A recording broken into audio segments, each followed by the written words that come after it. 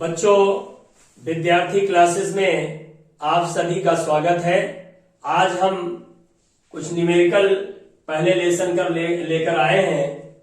पहला न्यूमेरिकल इस प्रकार से है।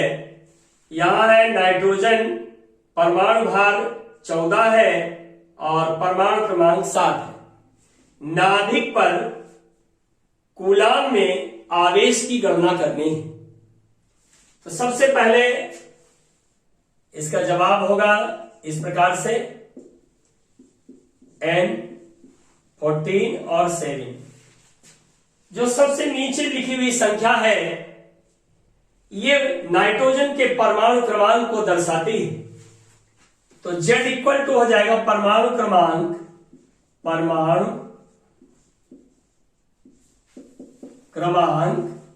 Z इक्वल टू 7 हो जाएगा।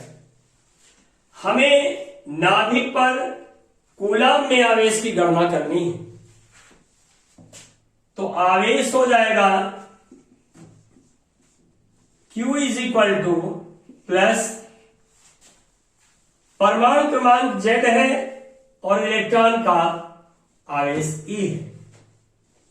इस प्रकार Q equal to plus Z है 7 into charge of electron 1.6 10⁻⁻19 Q equal to 7 से इसको मल्टीप्लाई करेंगे।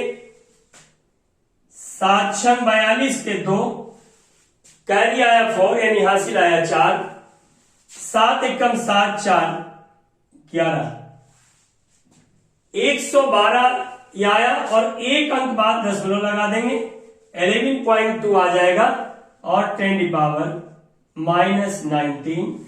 आवेश का सबसे बड़ा जो मात्रक होता है वो कूलाम होता है। दोबारा इसको समझ लीजिए। क्वेश्चन दिया हुआ है N परमाणु क्रमांक इसका 7 है, परमाणु भार 14 है।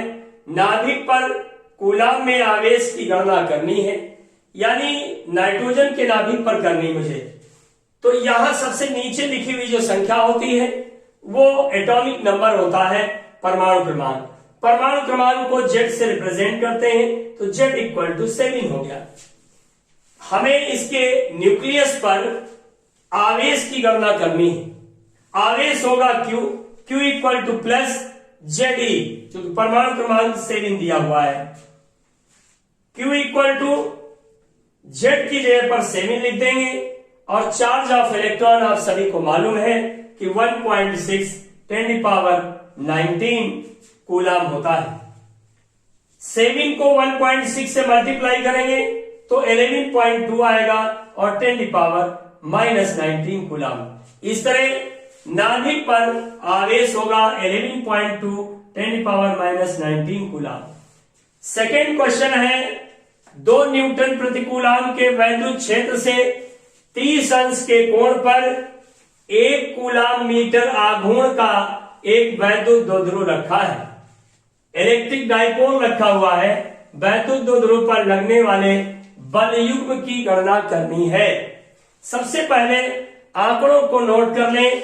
यहां पर वैद्युत क्षेत्र दिया हुआ है।